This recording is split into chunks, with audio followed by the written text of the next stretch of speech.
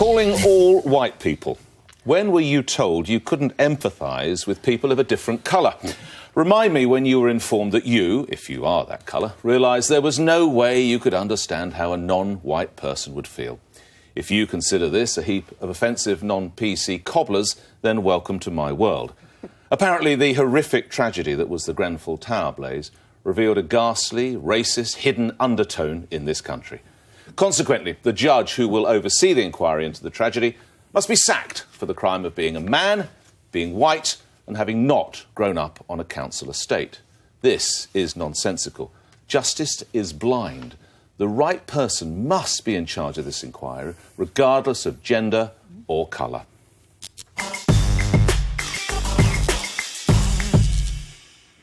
Nick, you're right. I mean, it's absolutely nutty.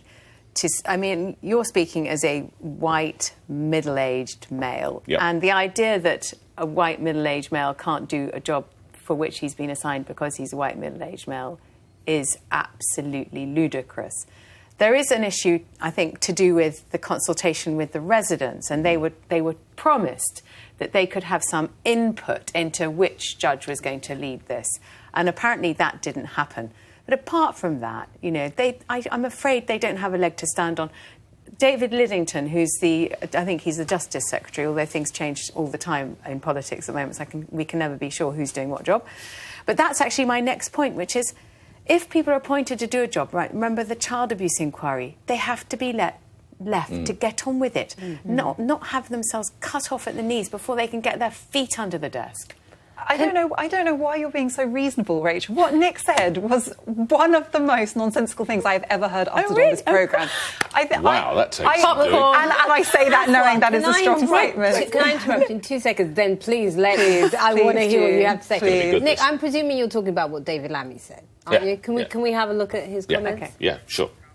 He is a white, upper-middle-class man who I suspect has never, ever visited a tower block housing estate and certainly hasn't slept a night on the 20th floor of one. I hope he will do that in the days ahead. The job is not just to be independent and judicious. I'm sure he's eminently legally qualified.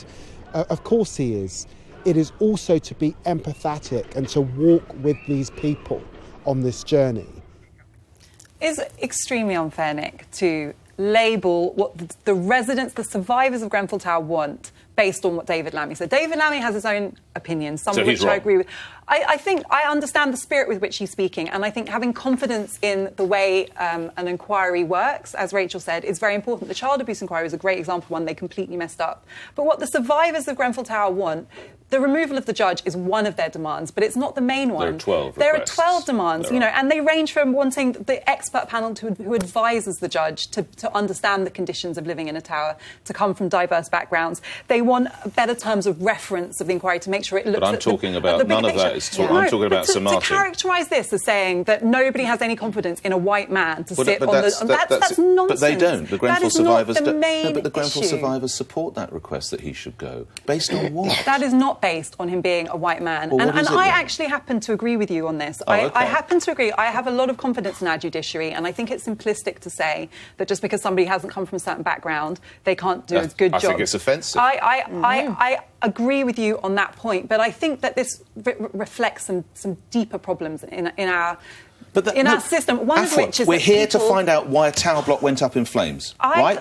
We're not here to find out the... Do we want to make sure that all the tower blocks that have got this bloody cladding are immediately, whatever needs to be done is done? Or should we spend 5 years on a Chilcot-style inquiry that goes down to why local libraries were closed? It's one of the demands of the survivors. It's one of the demands of the survivors that they get interim findings quickly. So in some ways, you're on the same page. Look, everybody wants this inquiry to get to the bottom of what happened with the confidence of the people who survived and the country as a whole. Right? I think it is unfair of you to make this an issue about the race and the gender of the judge. I'm not. No, David Lammy started The survivors have not made that their main issue. Who I know you're friendly with, so I don't want to... Yes, I'm very friendly with David, and I saw what he said on Sophie Ridge's show last week.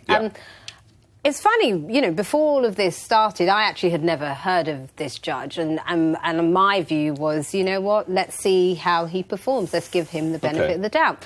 But it's amazing that a week's a long time in politics, as they say, because last Thursday I was listening to a friend of mine on the radio, and who I often take his advice, and totally changed my mind about the judge once I heard what my friend had to say. Shall we have a look? Let's come to the appointment of this judge, Sir Martin Moore-Bick. It's taken the newspapers less than 24 hours to find out about the case I mentioned a couple of times, where he ruled in favour of Westminster City Council, a woman being moved off to Milton Keynes from Westminster, another woman in her 70s having to give up possession of her home in Plaistow in East London. It took the newspaper less than 24 hours to find out these cases. I take on board what Rupert Myers says, but surely it would have not been that hard to find a judge with a slightly better track record. Well, I'll get my coat. Taxi. Coming back. Well, this is an interesting point. If we just come back to what your friend. This is what worries me about David Lammy, because in a serious point. Wait a minute, Nick. I just wanted. You said he was not suitable. What worried you about him there? About the judge? Can we just go back to that? If he can be told he has to go because he's a hopeless judge, I can do that. He can't be told to go because he's white. You raised your own concerns about what I'm him. saying there is this looks like he's got interesting background. Okay. Right? If there are... And in actual fact, he's been in the profession for 50 years. You weren't saying that last He's going week. to have made some contentious decisions. Any judge who's been at it for 50 years will make some... Now, if he is very bad judge... I don't care if he's black or white, male or female. He goes. He doesn't go for the... That was what I was saying until I listened to you last Thursday. And I didn't know you described him as a close friend. That solved the riddle that was going around earlier. Now, this is the most interesting thing that I think David Lammy said, and I quote now, I think the victims will also say to themselves, when push comes to shove, there are some powerful people here. Contractors, subcontractors, local authorities, governments, and they look like this judge. Whose side will he be on? Well, now your chum David is literally questioning his impartiality. David Lammy's remarks were wrong and inflammatory and the last thing you need in that very, very toxic area. You need to ascribe them to David Lammy and not to the survivors, because they are asking for wider terms of reference, like the ones you're referring to. But Nick, don't you think, though, actually... David Lammy's comments aside, and I don't fully agree with what David said there, but I do think that, in part, he has a point that actually this is such a contentious issue that we should make sure that it doesn't fall on just one person. So there should be some sort of committee around the judge that is comprised of people who come from a similar background, no question. Because there's a certain level of compassion you have if you've experienced that. There is, just is. Michelle. Well, I think too many people, mainly from the left, are jumping on Grenfell to create division. I think that too many people are almost using it to score political points, and what I've just seen there, I think that is outrageous. What Nick said last week? No, that was questioning his ability, not his colour. So David Lammy is standing there saying, this is a white person.